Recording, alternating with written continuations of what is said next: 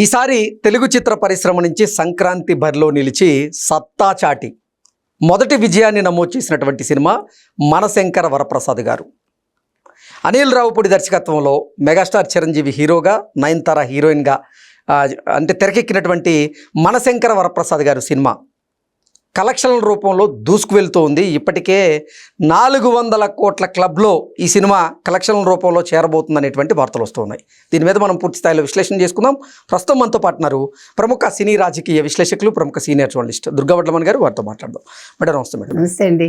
Megastar Chiranjeevi గారు హీరోగా, నయనతార హీరోయిన్గా, అలాగే అనిల్ రావుపూడి దర్శకత్వంలో తెరకెక్కిన చిత్రం మనశంకర వరప్రసాద్ గారు.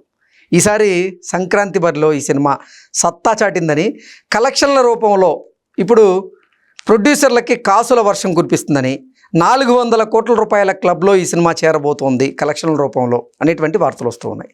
ఏంటి మేడం, ప్రపంచవ్యాప్తంగా మనశంకర వరప్రసాద్ గారి సినిమా ఎంత కలెక్ట్ చేసింది?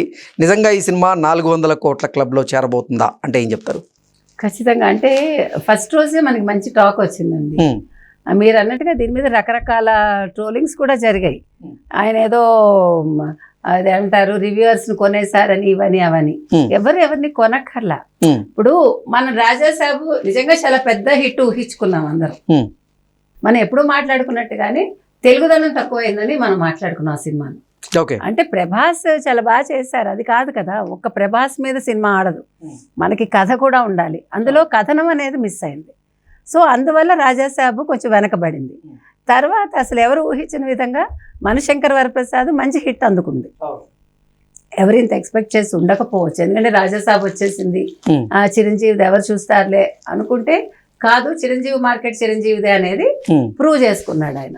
కాబట్టి ఇవాళ 400 కోట్ల క్లబ్లోకి అది వెళ్తోంది అని మనకు తెలుస్తుంది. అంటే అనిల్ రావిపూడి అనే వ్యక్తి ఆ చిన్న వయసులో చాలా మంచి సక్సెస్ని ఆయన డైరెక్టర్గా చూస్తున్నారు. అతను ఇది మెచ్చుకోవాలి మనం. తర్వాత వరల్డ్ వైడ్గా చూసుకుంటే 226 కోట్లు మనకి తెలుస్తోంది. ఏది ఏమైనా అసలు ఊహించని రీతిలో మనశంకర వరప్రసాద్ పాటలు కూడా బాగా హిట్ అయ్యాయండి చిత్రంగా. అసలు మీసాల పిల్ల చిన్న పిల్లలకు కూడా నచ్చింది. ఏంటో నాకు ఆశ్చర్యం వేసింది, నిజంగా చెప్తున్నా. ఫస్ట్ ఆ పాట వినగానే ఇది అందరికీ ఎక్కుతుందా ఎక్కదా అనుకున్నా, కానీ జనాలకు చాలా బాగా నచ్చింది. యూత్ కూడా పాట బాగా చేస్తున్నారు, డాన్సులు చేస్తున్నారు. అంటే దే ఆర్ ఎంజాయింగ్ అది. సో అటు సుస్మిత కొడిదల కావచ్చు, తర్వాత ఇంకొక ఆయన కూడా ప్రొడ్యూసర్ ఉన్నారు దీనికి. ఇద్దరు కలిసి ప్రొడ్యూస్ చేశారు ఈ సినిమాని. తర్వాత అనిల్ రావు లాంగ్ వీకెండ్ రావడంతో మనశంకర వరప్రసాద్ గారి సినిమాకి అది కలిసి వచ్చేటువంటి అంశంగా మారబోతుందని, అతి త్వరలోనే మనశంకర వరప్రసాద్ గారి సినిమా 400 కోట్ల రూపాయలు గ్రాస్ రూపంలో కలెక్ట్ చేయడం ఖాయమని, 400 కోట్ల రూపాయల క్లబ్లో ఈ సినిమా చేరబోతుంది అనేటువంటి ప్రచారం అయితే జరుగుతుంది. దీని మీద ఏమంటారండి? ఓవరాల్గా నిజంగా ప్రపంచవ్యాప్తంగా కలెక్షన్లు ఆ రకంగా ఉన్నాయా అంటే ఏం చెప్తారు? ఉన్నాయండి. అంటే మీరు అన్నట్టుగా చిత్రంగా మనకి చాలా లాంగ్ వీకెండ్, ఒక్క రోజు లీవ్ పెట్టుకుంటే మొత్తం 6 రోజుల్లో వెళ్ళిపోవచ్చు ప్రజలు. ఆ రకంగా వచ్చింది మనకి, అది కలిసి వచ్చింది. అదో కలిసి వచ్చే కాలం వస్తే అన్నట్టుగా కరెక్ట్ టైంలో సినిమా పడింది.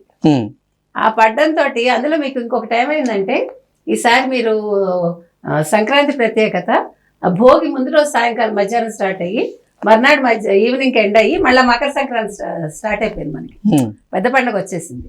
సో ఒకే రోజు రెండు పండుగలు అనమాట, భోగి అండ్ మకర సంక్రాంతి. ఇది కూడా బాగుంది. అంటే మీకు తెలియకుండా ఆ రకంగా జరిగింది. అంటే దక్షిణాయన మధ్యకాలం పూర్తయి ఉత్తరాయణం వచ్చేసింది సాయంకాలానికి. అందుకని అంటే కలిసి రావడం అంటే అట్లా ఉంటుంది.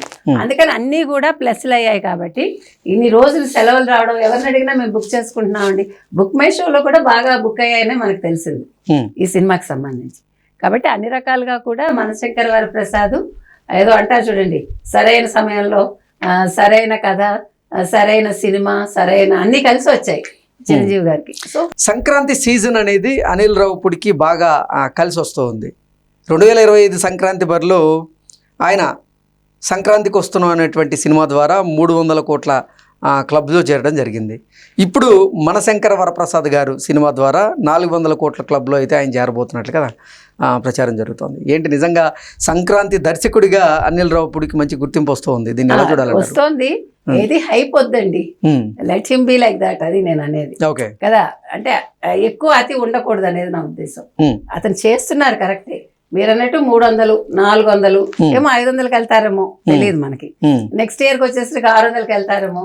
అంటే అత్యాశ వద్దు, బట్ హీఈస్ ప్రూవింగ్ హిమ్సెల్ఫ్ అది. సో ఖచ్చితంగా మీరు అన్నట్టుగా మనశంకర్ వరప్రసాద్ ఇప్పుడు 400 కోట్ల క్లబ్లోకి వెళ్తుంది అంటున్నారు, 500 కోట్ల క్లబ్లోకి కూడా వెళ్తుంది నాకు తెలిసి. అంటే మనకి ఇంక వేరే సినిమాలు లేవు, చిన్న సినిమాలు వచ్చాయి. అనగనగా ఒక రాజు, నారీ నారీ నడుమ మురారి, ఈ సినిమాలు ఉన్నాయి, అవి కూడా పర్వాలేదు. ఇంత హైప్ లేకపోయినా ఆ సినిమాలు కూడా బాగానే వెళ్తున్నాయి. ఎప్పుడు కూడా సంక్రాంతి లేదా ఏ పండగ సీజన్ అయినా కూడా మీకు ఒకేసారి 3-4 సినిమాలు వచ్చాయనుకోండి, ఇక్కడ టికెట్ దొరకపోతే ఆ సినిమాకి వెళ్తాం. అది మా అందరికి చిన్నప్పటి నుంచి అలవాటు, ఇప్పుడు మీకు కూడా అది అలవాటు అవుతుంది అంతే. అందుకని ఏ సినిమాకు ఉండే ఏమంటారు జోనర్ ఆ సినిమాకు ఉంటుంది. కాబట్టి అన్ని సినిమాలు బాగుండాలి, సినిమా ఇండస్ట్రీ బాగుంటేనే కదండి 24 క్రాఫ్ట్స్ కి సంబంధించిన కుటుంబాలు బతుకుతాయి. కాబట్టి సినిమా ఎప్పుడు హిట్ అవ్వాలని మనం కోరుకోవాలి. ఓకే అండి, థ్యాంక్ యూ.